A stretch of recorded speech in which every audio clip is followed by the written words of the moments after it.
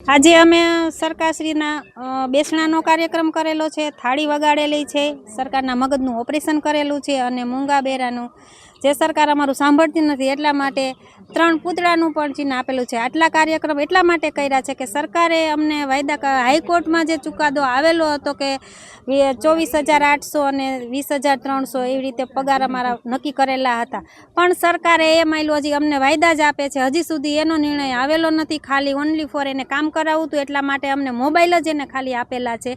મોબાઈલમાં અડધી એપ્લિકેશનો ચાલુ છે અને અડધી ચાલુ નથી, એમ છતાંય અમે કામ કરી જ છીએ। બીજા નંબરમાં અમારે સરકારનું બેસણું એટલા માટે કરવું છે કે અમારી સરકાર અમારા એકેય પ્રશ્ન સાંભળતી નથી એટલા માટે એનું બેસણું કરેલું છે। અને કાળી પટ્ટી ધારણ એટલી કરેલી છે કે સરકાર કાળી પટ્ટી બાંધીને બેઠી છે તો એને અમારી કામગીરી પણ કાંઈ દેખાતી નથી અને અમે બહેનો પણ દેખાતા નથી। જ્યારે BLOનું કામ હોય, વસ્તી ગણતરીના કામ હોય તો એ કામમાં અમે દેખાય છીએ અને એ કામની જો અમે ના પાડી તો અમને ઉપરથી એવું દબાણ આવે છે કે અમે તમને છૂટા કરી દેશી। તો સરકારને અમે સરકારી ગવર્મેન્ટમાં સરકારી કર્મચારી પણ ગણવા નથી અને કામ બધું ગવર્મેન્ટનું એને કરાવવું છે, તો આવું તો ન જ ચાલે।